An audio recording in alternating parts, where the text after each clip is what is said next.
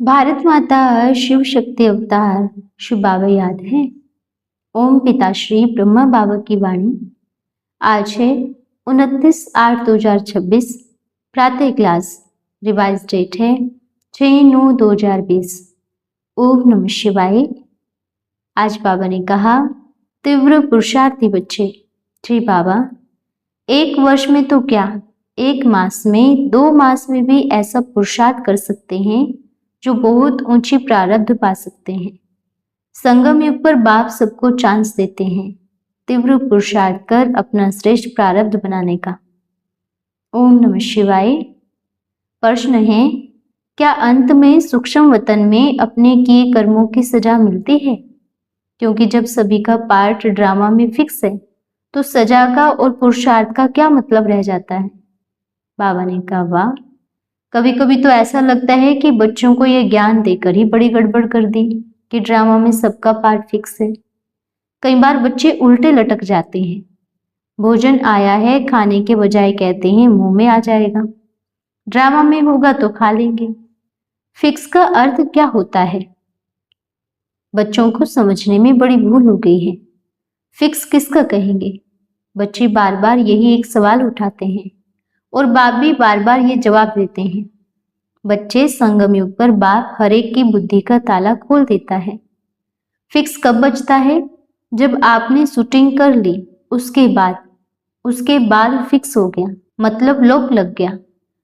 और सतयुग से द्वापर कलयुग तक फिक्स ही बजेगा, कोई चेंज नहीं होगा। लेकिन चेंज का पार्ट लॉक खुलता है संगम युग पर और बच्चों ने ज्ञान को उल्टा समझ लिया है कि फिक्स है तो जो मर्जी करें। ड्रामा में होगा तो मिलेगा, ड्रामा में नहीं होगा तो नहीं मिलेगा। तो क्या कहेंगे? अपने पैर पे कुल्हाड़ी मारना। इस ड्रामा में साइंस हर तरह की तरक्की कर रहा है, कोई महल उसको भी खोल के निकाल रही है। किसी ने फिक्स भी किया होगा ना। इस ड्रामा में हर एक राज खुलता जा रहा है। क्या फिक्स है बतावें? अगर साइंस वाले कहें यह एक महल है, बंगला है, बड़ा पुराना है, इसमें जाने से भूत प्रेत आएंगे, या फिर हम इसको खोलेंगे नहीं, वह फिर बंद ही रहेगा। नहीं खोलेंगे तो फिक्स है, खोल दिया तो बड़े राजा हैं। अब चाबी जब हाथ में दे दी है, ताला खोले नहीं खोले किसकी मर्जी? अपनी मर्जी। बाप ने जब बुद्धि का ताला खोलने की चाबी दे दी है तो बच्चे क्या कर रहे हैं? ड्रामा में होगा तो मेरा हाथ आगे जाएगा, ताले में चाबी लगेगी तो ताला खुलेगा, तो मैं अंदर जाऊंगा। ये तो बड़ी मूर्खता है। फिक्स कब बनता है? जब आपने ही संकल्प कर लिया कि मुझे ताला ही नहीं खोलना है, तो लगा दिया साइन फिक्स है। अगर आप पेपर होल में बैठे हो, आपके सामने ऐसा पेपर आ गया जो एक भी सवाल का जवाब आपकी बुद्धि में नहीं है, पर आपने पढ़ा है, तो उस समय आप क्या करेंगे? उल्टा पुल्टा कुछ भी लिख के आएंगे या बैठ करके अपनी बुद्धि को थोड़ा शांत करके याद करेंगे कि इसका उत्तर क्या था, या ये सोचेंगे जो नंबर मिलना होगा मिलेगा, जो नहीं मिलना होगा नहीं मिलेगा।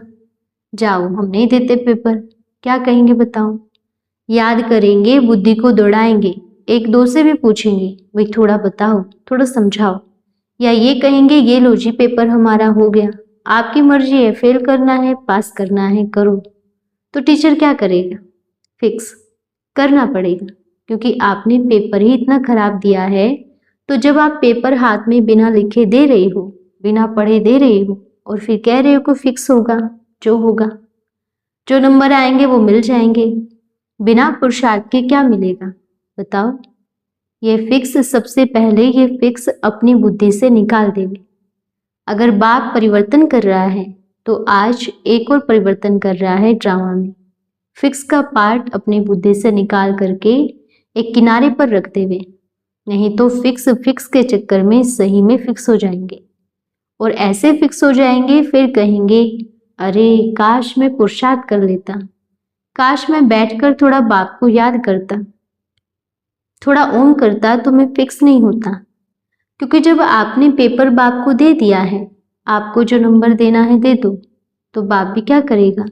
फिक्स करेगा ना, क्योंकि कोशिश ही नहीं की। एक बच्चा पढ़ाई पढ़ता है, वो पढ़ाई पढ़ के अगली क्लास में जाता है। अगर ये सोचेगा कि मैं एक भी पुस्तक नहीं पढ़ूंगा, जो आना होगा वो आएगा, और सोचेगा कि मैं नहीं पढ़ूंगा, जो आना होगा वो आएगा। पेपर हॉल में बैठ करके फिर क्या करेगा? फिर टीचर के पास पेपर जाएगा तो क्या करेगा टीचर? फिक्स। भाई फेल, फिक्स है। ये है पुरुषार्थ। बिना प्रारब्ध के, बिना पढ़ाई के आप कहाँ भी नौकरी करके दिखावे तो अपन मान जाएंगे कि ड्रामा फिक्स है। अपन ही लिख कर देगा फिर कि ड्रामा फिक्स है। बिना पढ़ाई के आप एक भी अक्षर पढ़ के दिखावे, आएगा कोई? फिर हर चीज की नॉलेज होती है। क्या आप जब कपड़ा पहनते हो तो उसकी नॉलेज नहीं है, या ऐसे ही घूमते हैं? माँ ने सिखाया इसको ऐसे पहनते हैं, ऐसे पहनते हैं, और आपने सीखा ना।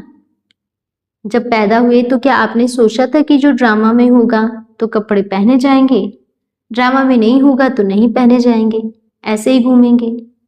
फिर जब बाप सिखा रहे हैं, जब बाप बता रहे हैं कि बच्चे मुझे याद करने से जन्म जन्म के पाप कर्म विनाश होंगे, जब आप सिखा रहे हैं कि बच्चे ओम करने से बड़े अच्छे बाप की याद ठहरेगी, बड़ी साइलेंट की शक्ति मिलेगी और भविष्य में प्रारब्ध अच्छी मिलेगी, सिखा रहे हैं ना, तो ऐसे कहेंगे कि जो ड्रामा में होगा, जो ड्रामा में होगा क्या? संगम युग में हर एक को मार्जिन दिया जाता है। 8 रत्न वालों को भी, 108 वालों को भी, 16,000 को भी, करोड़ को भी, सबको संगम युग पे हर एक के लिए दरवाजा खोल दिया जाता है, हर एक के लिए। कई तो सोचते हैं जब ब्रह्मा बाबा ही जाकर के श्री कृष्ण बनेगा, जब हम राजा ही नहीं बनेंगे तो हम क्यों पुरुषार्थ करें? ऐसे भी मूर्ख बच्चे हैं, ऐसे भी बुद्धू बच्चे हैं। तो बाप ये कह रहे हैं कि बच्चे आप मेरे से भी आगे पुरुषार्थ करो, करो और बनो, बनो श्री कृष्ण। अपन आपके वजीर बनेंगे या फिर अपन आपके छोटे वाले राजा बनेंगे, आप करो ना। बाप ऐसा है कि ड्रामाओं को परिवर्तन कर देगा। बच्चों के पुरुषार्थ में फिक्स नहीं। फिक्स तब होता है जब आप अपना पेपर उठा करके दे देते हो, ये लो, हम नहीं लिखते, जो आपको देना है देना, जो आपको नहीं देना है नहीं देना। तो बाप क्या करेगा? फिक्स है। क्या करेगा बाप? तो फिक्स है। कर्मों का ज्ञान हर एक आत्मा को दिया जाता है, हर एक आत्मा को, ब्राह्मणों को बहुत ज्यादा। इसलिए ब्राह्मणों की चोटी बड़ी गायन हुई है। जिसने समझा वो ब्राह्मण, जिसने नहीं समझा वो क्षत्रिय, शूद्र। क्या कहेंगे? कोई कोई तो ब्राह्मण बन के भी शूद्रों वाले काम करते हैं। ब्राह्मण अर्थात क्या? मुख वंशावली, ब्रह्मा मुख वंशावली। ब्राह्मण बन के भी उल्टा कर्म करेंगे तो क्या कहेंगे? ठीक है, आपने अपने ड्रामा को अपने आप फिक्स किया है, अपने आप तय किया है। बाप ने कभी तय नहीं किया। ये नहीं है कि बाप पाप पुण्य का फल देता है, नहीं, बाप सिर्फ न्याय करता है। जो बच्चों ने अच्छा पेपर लिखा अपनी बुद्धि चला करके, बाप क्या कहेगा? बच्चे पास होना फिक्स है, जो अपनी बुद्धि से उल्टे पुल्टे किए फेल होना फिक्स है। और ये ड्रामा है कि आपका पार्ट फिक्स है। जन्म जन्मांतर का अर्थ क्या है? जन्म जन्मांतर का यहीं पे ही बनता है, संगम युग में, जो कि बाप ने चांस दिया है। जन्म जन्मांतर का अर्थ 84 जन्मों में आप इस समय जो करोगे तभी जन्म जन्मांतर में वो मिलेगा। मतलब जन्म जन्मांतर 83 जन्मों में आपको वो मिलेगा जो आपने संगम युग के वर्ष में पुरुषार्थ किया। इसलिए जन्म जन्मांतर मिलेगा, ये बाप ने कहा। संगम युग पर खुलता ही खुलता है, हर एक आत्मा का पाठ खुलता है। और अभी भी बाप कहेंगे थोड़ा समय बाकी है। बाप कहेंगे 1 वर्ष में क्या, 1 मास में, 2 मास में भी बच्चा ऐसा पुरुषार्थ कर सकता है, ऐसा पुरुषार्थ कर सकता है, बहुत ऊंची प्रारब्ध पा सकता है। उतना पुरुषार्थ बच्चा कर सकता है। ठीक है। फिर बच्चों ने प्रश्न पूछा, एक ग्रुप है जो कहता है कि अनेक शिव हैं, जैसे ब्रह्मांड का मालिक एक शिव है, गैलेक्सी का मालिक महाशिव है, यूनिवर्स का मालिक परम महाशिव है, और मल्टी यूनिवर्स का मालिक परम परम परम परम महाशिव है। इसमें कितनी सच्चाई है बाबा? बाबा ने कहा, अरे वाह, अच्छा, बहुत सारे शिव बाबा बना दिए। अब आप उन सभी बच्चों से ये पूछते हैं कि जो ये कहते हैं कि वो भी शिव, वो भी शिव, उधर भी शिव, उधर भी शिव है, ये जो शिव का ज्ञान लिया है, ये लिया कहाँ से है? दुनिया वाले तो नहीं कहते वो शिव है, वो शिव है, वो शिव है। वो शिव एक को ही मानते हैं, आप अभी दुनिया वालों में जाइए, वो जहाँ शिवलिंग देखा, ओम नमः शिवाय, ओम नमः शिवाय कहेंगे। चाहे पत्थर रखा हो, उनकी बुद्धि में एक ही शिवाय बसता है, एक ही बसता है दुनिया वालों की बुद्धि में। अब जिन्होंने भी, जो भी पार्टियों ने ये लिखा है, वो पार्टियां निकली कहाँ से हैं? उससे पहले तो नहीं कहा कि फलाने शिव, ढिकाने शिव, इतने परम शिव है। जब अज्ञान काल में थे तब तो नहीं कहा, तब तो एक शिव है, एक शिव है, ओम नमः शिवाय। और जब ज्ञान मिल गया तो इतने सारे शिव बना दिए हैं। ज्ञान भी किससे लिया? शिव से। और लेकर के फिर अपने आप को शिव बना करके अनेक शिव बना दिए, अनेक शिव की रचना कर दी। तो बाप ये पूछना चाहते हैं, जब अज्ञानी थे, जब भक्ति मार्ग में थे, तब कितने शिव थे? तब शिव की गिनती बतावे। एक मुरली को कहीं बीच में से अटका दिया, कहीं बीच में से पॉइंट उठाया, कहीं उल्टी लटका के पढ़ा दिया, कहीं टेढ़ी लटका के पढ़ा दिया, कहीं सीधे लटका के पढ़ा दिया, और हर उसमें से उठा करके क्या कह दिया? फलाना शिव अलग, फलाना शिव अलग अलग। बच्चों, बाप ये कहते हैं कि अनेक धर्मों की आत्माएं भी नहीं मानती, वह भी अपने एक को ही मानते हैं। और आप कहाँ, कौन सी यात्रा पर जा रहे हो जो इतने सारे शिव की गणना कर दी है? अच्छा चलो ठीक है, बाप फिर भी जवाब देते हैं। उनको बोलो, ये जितने शिव बनाए हैं ये तो कम है, ये तो कम है ना, उसके नाम तो बड़े हैं। आपने तो आधे से आधे, आधे से आधे 1% भी नहीं निकाले हैं। पूरे निकालो, फिर पूरे निकालो, असंख्य। आज के दिन में तो भक्ति मार्ग वालों ने भी भोलानाथ, सोमनाथ, बद्रीनाथ, केदारनाथ, फलाना नाथ, ढिकाना नाथ सब कर दिए। आपसे तो आगे भक्ति मार्ग वाले हैं। कितने सारे शिव के नाम रखे हैं, आपने तो बहुत कम रखे हैं। पर इतने कम क्यों रखे? और ज्यादा रखने थे। ये तो 1 मिनट में खत्म हो गए, बहुत कम रखे हैं। अच्छा चलो फिर बताते हैं बच्चों। वहां का शिव अलग, वहां का शिव अलग कहते हैं। कभी कहा वहां का शंकर अलग, वहां का शंकर अलग। आप सोचो, आज की दुनिया में अगर भक्ति मार्ग वाले सभी अलग अलग पार्टियों वाले भी इकट्ठे हो जावे और उनके सामने एक शंकर की मूर्ति रखेंगे, क्या कहेंगे? हर हर महादेव। और सबके मन में एक ही नारा आएगा, हर हर महादेव। एक ही बैठेगा बुद्धि में। इसलिए बच्चे बाप के भी बाप बन के बैठ गए। इतने सारे नाम, वहां का शिव अलग, वहां का अलग। अच्छा, बाप एक है, बाप के बच्चे अनेक हैं। बाप ने सबको अलग अलग डिपार्टमेंट में दिया है, संभालो। तो क्या कहेंगे? यहाँ पे भी बाप, यहाँ पे भी बाप, इसका मालिक अलग, उसका मालिक अलग बाप। ये कहेंगे, अरे कोई तो एक मैनेजर होगा इनका, कोई तो एक होगा।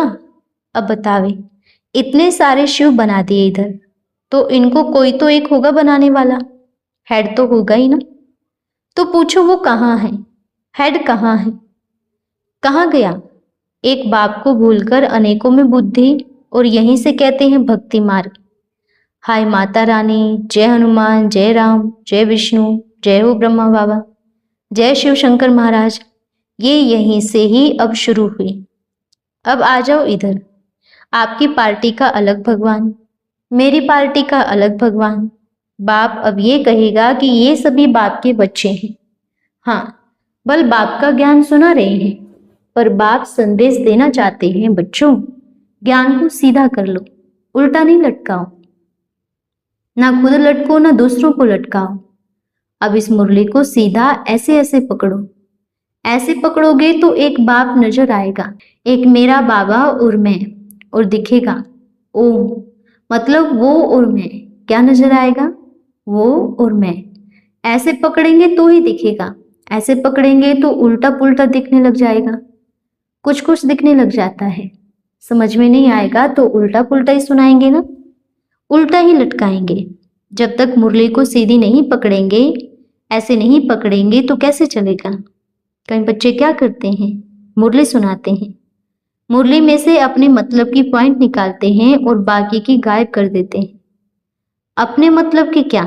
मान लीजिए आप अपने जिस राज्य में, उसका नाम आ गया कभी भी, उस समय तो नहीं था वो राज्य, एक ही होगा। निकाल करके उस मुरली में ही अपने आप को डाल करके वो अपनी वाली मुरली बना करके सबको सुना देते हैं। बाप कहाँ गया? गायब कर लिया ना, तो फिर वो कैसे सीधी मुरली सुनाएंगे? अगर हिम्मत है तो सीधी पूरी मुरली पढ़कर सुनावे, है ना? एक लाइन निकाल दी, वही छाप दी और वही बन गई उनकी मुरली। बाप जो कहता है आज भी कहाँ कहाँ पे रोज की मुरली में भी अपनी बुद्धि अनुसार पॉइंट डालते हैं। अब रोज रोज क्या दान दो, दान दो, दान दो, कहाँ कहाँ, कब कहा बाबा ने दान दो? बतावे। सफल करो, सफल करो। कब? भल एक दो बारी कहा भी होगा, पर आज तो रोज सफल करो, सफल करो। क्या सफल करो? जो अपनी बुद्धि से जो टच होगा करेंगे। अब एक बात को बार बार कह रहे हैं, ये बताओ क्या मतलब है? फिर तो यही कहेंगे ना कि बाप को बीच में डाल के फिर अपना काम कर रहे हैं। ये तो बहुत गलत कर रहे हैं। ठीक है, क्योंकि गलत रास्ता जिसने दिखाया वही उसका जिम्मेवार बनेगा, क्योंकि बाप ने दिखाया तो सही रास्ता दिखाया, बाप ने कोई गलत रास्ता नहीं दिखाया। ठीक है बच्चों, अब पूरा हो गया ना? अच्छा, ठीक है बच्चों, फिर मिलेंगे। हम रूहानी बच्चों के रूहानी माता पिता बाप दादा को याद प्यार, शुभ प्रभात और नमस्ते बाबा, नमस्ते। धन्यवाद बाबा, धन्यवाद। आज का वरदान है धारणा मूर्त भव। अमृत वेले मिलन मनाने की शक्ति, ग्रहण करने की शक्ति, धारण करने की शक्ति और बाप द्वारा हर रोज के विशेष शुद्ध संकल्प रूपी प्रेरणा को कैच करने की शक्ति बच्चों को प्राप्त होती है। अमृत वेले के समय हर एक धारण करने की शक्ति द्वारा धारणा मूर्त बन सकते हैं, अनुभवी मूर्त बन सकते हैं। अमृत वेले के 1 सेकंड का अनुभव सारे दिन और रात में सर्व प्राप्ति के स्वरूप के अनुभव का आधार है। अच्छा, ओम नमः शिवाय।